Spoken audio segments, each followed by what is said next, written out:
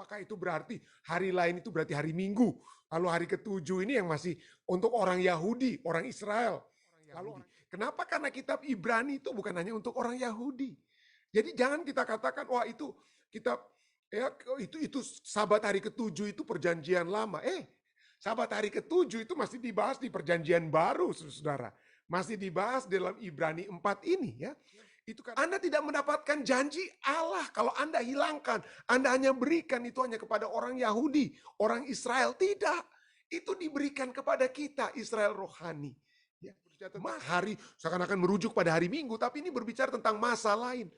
Masa apa? Masa anugerah, masa kasih karunia.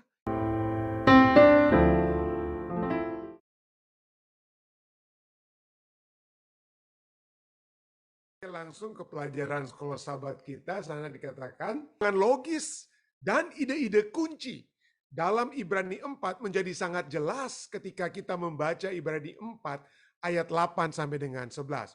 Sana dikatakan sebab andai kata Yosua telah membawa mereka masuk ke tempat perhentian. Nah, kenapa dikatakan tempat perhentian bukan tanah perjanjian? Tapi kenapa tempat perhentian? Kita akan lihat nanti ya.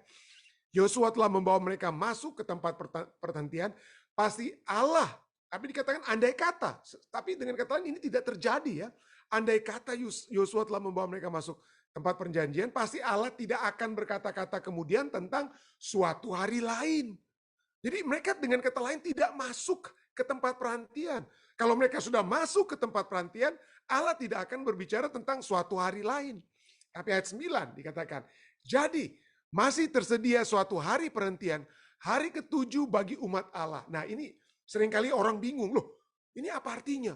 Apakah hari perhentian itu apa? Tidak berlaku lagi, hari ketujuh tidak ada lagi karena Allah lebih ada yang lebih apa? Ada yang lebih diistimewakan yaitu suatu hari lain. Jadi apa artinya? Wah ini menarik sekali saudara, nanti kita akan pelajari di bagian tambahan. Apa itu maksudnya suatu hari lain? Lalu kenapa itu dibedakan dengan apa? Suatu hari perhentian, hari ketujuh yang masih apa? Tersedia, yang masih menjadi bagian Yosua, tetapi yang hari lainnya itu tidak menjadi bagian apa? Yosua. Itu apakah itu berarti hari lain itu berarti hari Minggu?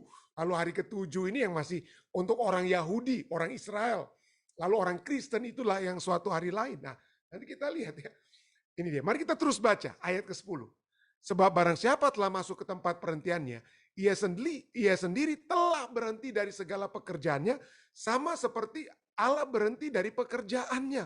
Jadi dengan kata lain di sini, itu tidak ditiadakan. Kalau Anda berkata suatu hari lain itu meniadakan hari perhentian, ini tidak. Ya, kenapa? Karena salah satu aspek daripada kita masuk ke tempat perhentiannya itu seperti Allah yang berhenti dari segala pekerjaannya dan apa? Itu kita dapat lihat di mana itu? Pada minggu penciptaan, Allah berhenti pada hari ketujuh, hari perhentian. Ya. Jadi kita jangan langsung apa? Lihat konteksnya dengan kata lainnya untuk dapat memahami pemahaman ini. Ayat 11. Karena itu baiklah kita berusaha untuk masuk ke dalam perhentian itu. Ini merujuk kemana ini? Ini juga merujuk kepada kedua-duanya, yaitu hari ketujuh dan suatu apa? Perhentian lain yang mana Yosua dan orang Israel itu tidak dapat apa? Memilikinya. Ya, tapi itu di sini dikatakan karena itu baiklah kita berusaha untuk masuk ke dalam perhentian itu supaya jangan seorang pun jatuh karena mengikuti contoh ketidaktaatan itu juga. Kita sudah sempat singgung apa tentang konteks ketidaksetiaan dan lainnya itu beberapa malam yang lalu ya. Pelajaran sekolah sahabat kita kemudian katakan, Yosua tidak memberi Israel istirahat. Bukan Yosua yang memberikan perhentian itu. Bukan Yosua yang memberikan istirahat tersebut. Oleh karena itu, karena Allah bukan pembohong, pasti ada istirahat lain yang tersisa bagi umat Allah. Jadi istirahat lainnya apa ya? Suatu istirahat lainnya, apa artinya? Kelompok ini yang akan masuk bangsa Israel itu gagal. Tetapi ada kelompok ini bukan hanya terdiri dari orang-orang percaya Yahudi. Itu mencakup semua orang yang telah menerima Yesus sebagai juru selamat pribadi mereka.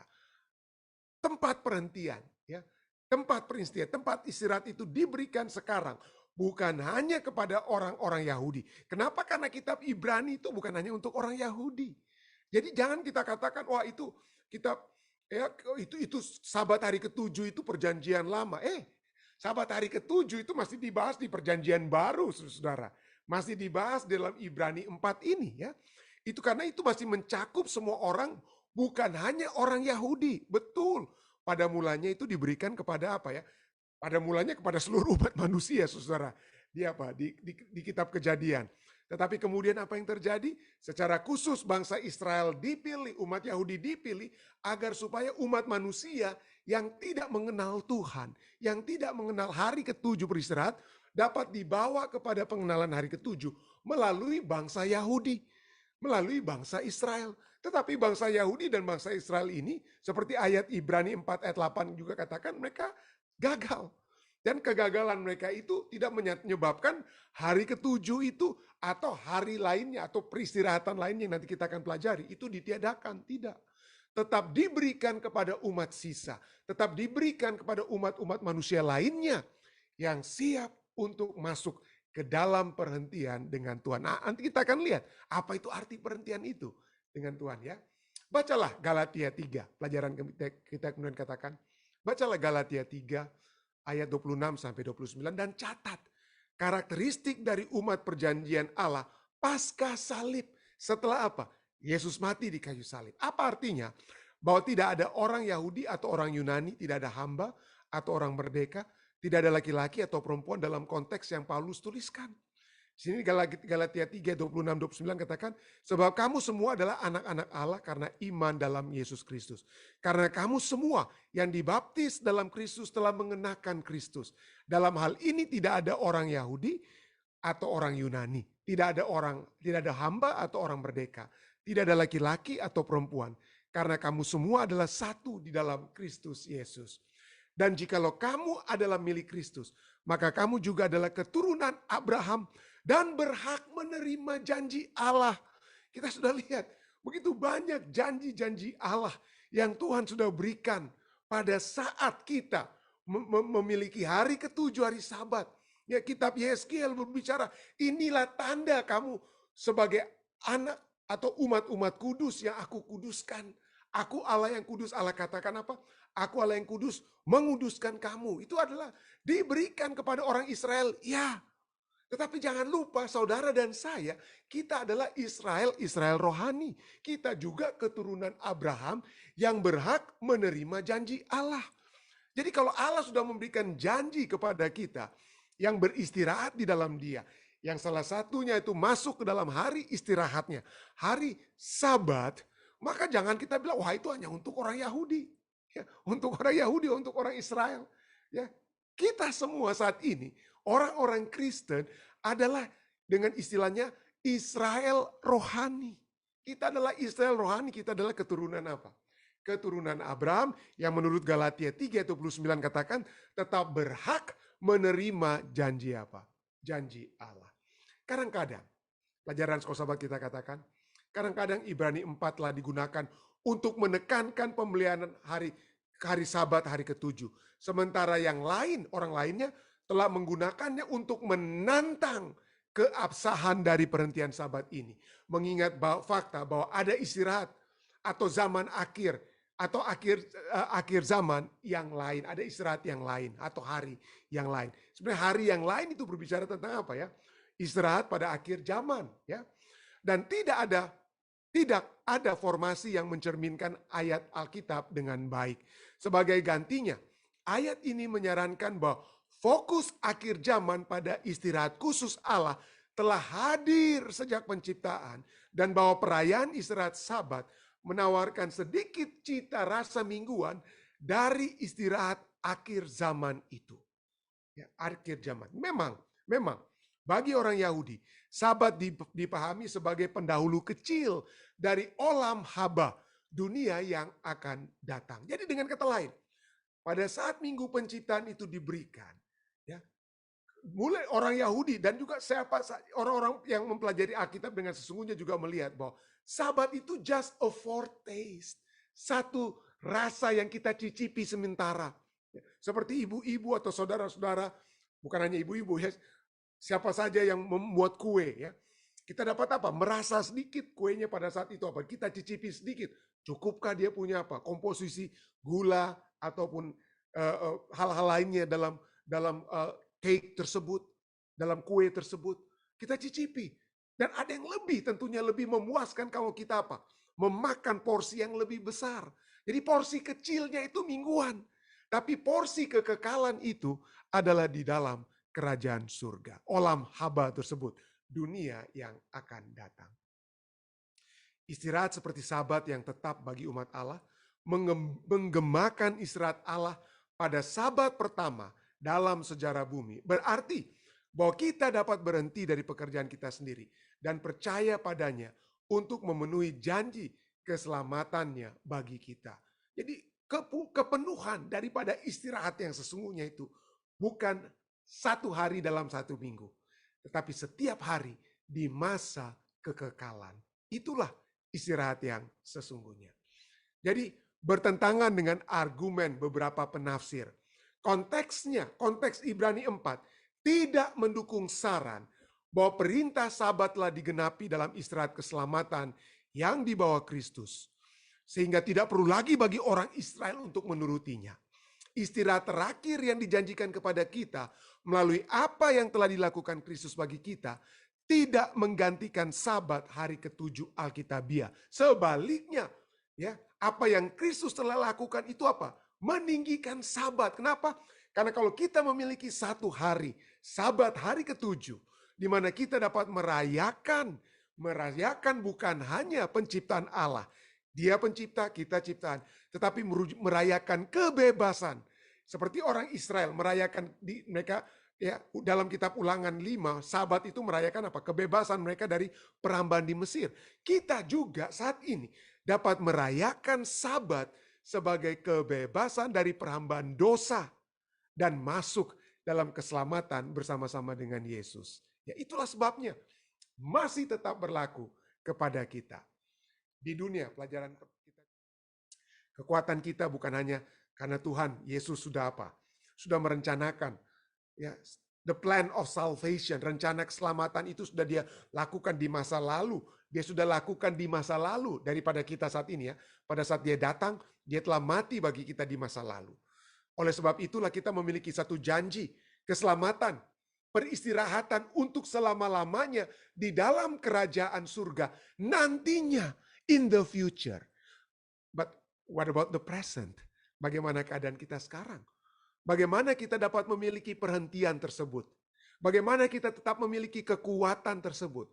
Kekuatan tersebut untuk saat ini dapat Anda peroleh khususnya, secara khusus pada saat kita memasuki Sabat hari ke-7. Ya, saat kita memasuki Sabat hari ke-7.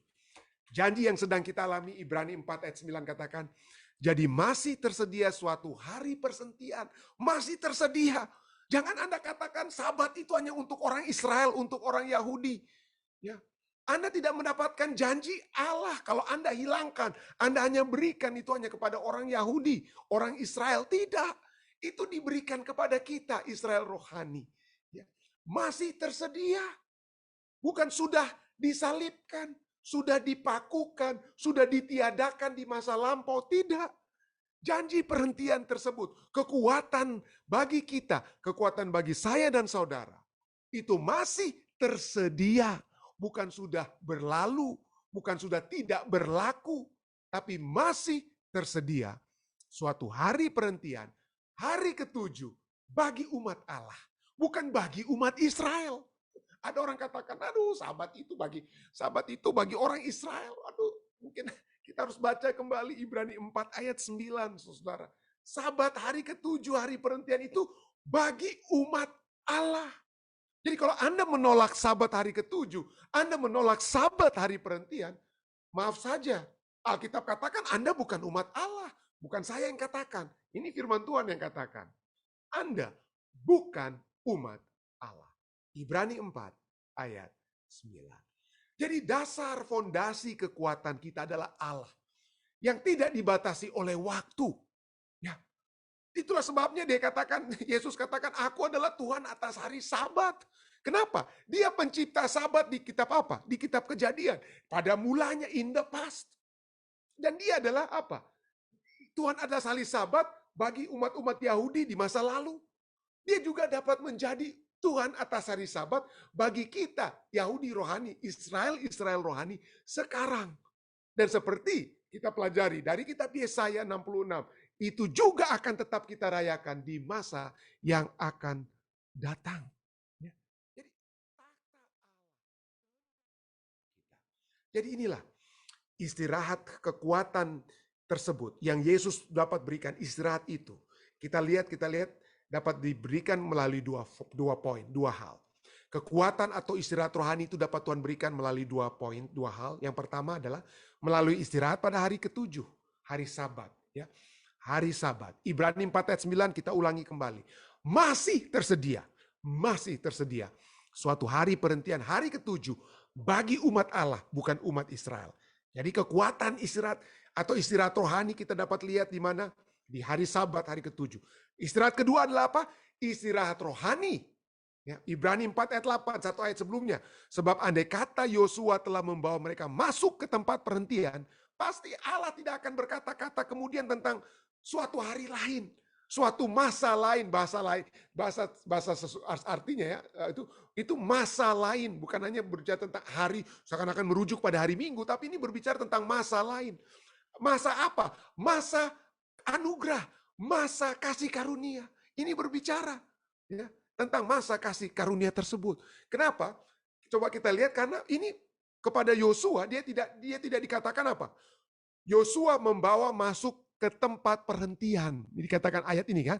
Yosua telah membawa mereka masuk ke tempat perhentian. Kenapa tidak dikatakan Yosua membawa mereka masuk ke tanah perjanjian? Kenapa?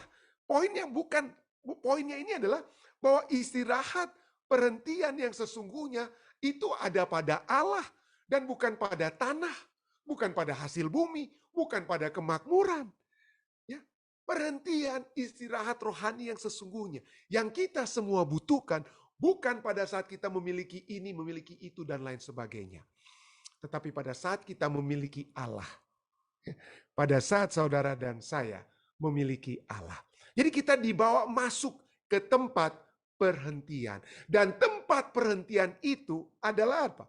Tempat istirahat, tempat perhentian, istirahat rohani itu ada pada Allah. Tidak heran di dalam Keluaran 19 ayat 4 dikatakan, kamu sendiri telah melihat apa yang kulakukan kepada orang Mesir, bagaimana aku telah mendukung kamu ke atas sayap Raja Wali dan membawa kamu ke padang gurun dan membawa kamu ke tanah perjanjian. Bukan. Ini Tuhan tidak sedang membawa mereka ke padang gurun atau ke tanah perjanjian, tanah yang berkelimpahan susu dan madu. Tuhan tidak sedang membawa mereka kepada tanah dengan apa? Banyak berkat-berkat yang Tuhan berikan. Tetapi Tuhan katakan, aku akan membawa kamu ke Tuhan pemberi berkat. Bukan apa? Bukan membawa kita kepada berkat-berkat Tuhan, tetapi Tuhan pemberi berkat. Itu yang harus kita cari terlebih dahulu. Kita harus datang terlebih dahulu kepada Tuhan pemberi berkat sebelum kita berbicara tentang berkat-berkat Tuhan. Itulah sebabnya kepada umat Israel Tuhan katakan apa? Bahwa kamu aku bawa kepadaku. Bukan kepada berkatku. Tetapi aku membawa kamu kepadaku. Jadi pada saat kita beristirahat. Apa inti saudara dan saya masuk hari Sabat? Hari Sabat itu bukan 24 jamnya. Hari Sabat itu bukan apa-apa selain kita bertemu dengan Tuhan. Selain kita dikuatkan dalam ibadah, saling menguatkan, dikuatkan di dalam Tuhan. Tuhan adalah pusat daripada hari apa? Pusat daripada hari Sabat. Bukan hari Sabat itu pusatnya, siapa yang ini buat melanggar ini, melanggar itu pada hari Sabat. Tetapi poin utama, terutama, tentu saja pusatnya adalah apakah kita dibawa kepada Tuhan. Tentu saja saya percaya. Ada peraturan-peraturan yang Tuhan berikan. Misalnya, tentu saja Tuhan katakan jangan membuat urusan-urusanmu pada hari Sabat. Kenapa? Harus ada fokus yang kita tujukan kepada Tuhan. Ya. Tetapi marilah fokus utama itu, yang terutama dan pertama dan terutama adalah adakah kita dibawa kepada Tuhan pada hari Sabat. Yang kedua, poin kedua dari kita dapat lihat, kelepasan itu hanya dapat terjadi pada saat kita datang kepada Allah. Poin kedua, bahwa ketidaksetiaan itu adalah pada saat kita menolak datang kepada Allah. Kita menolak datang, kita menolak bahkan datang kepada hari yang dia sudah katakan, ingat dan kuduskanlah. Dia juga menolak, ini kasih karuniaku. Aku berikan cuma-cuma. Seringkali kita tolak. Kita tolak hal tersebut. Pada saat itulah kita tidak setia. Pada saat itulah kita tidak memiliki istirahat rohani yang sesungguhnya. Ibrani 3 ayat 18-19. Dan siapakah yang telah ia sumpahi bahwa mereka takkan masuk ke tempat perhentiannya?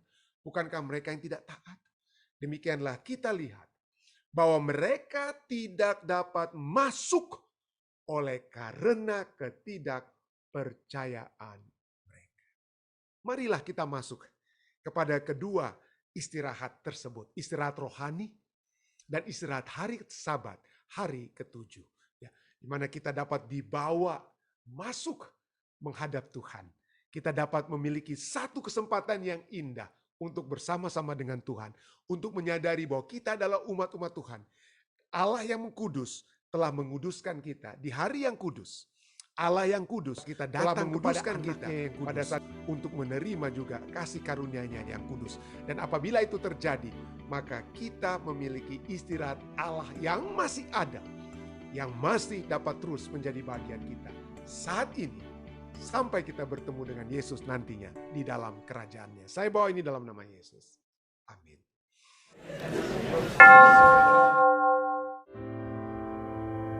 Untuk kemuliaan nama Tuhan. Kiranya ini juga dapat menjadi bagian saudara-saudari semua di jemaat Anda masing-masing di mana saja. Saya bawa ini dalam nama Yesus.